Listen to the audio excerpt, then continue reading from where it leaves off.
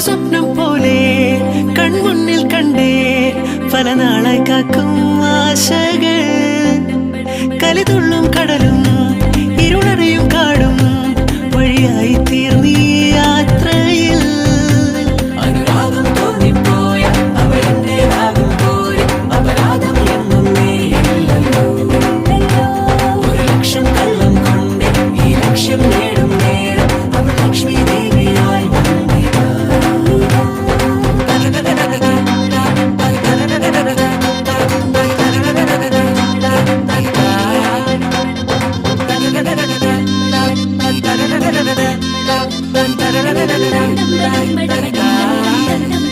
ഒരു സ്വപ്നം പോലെ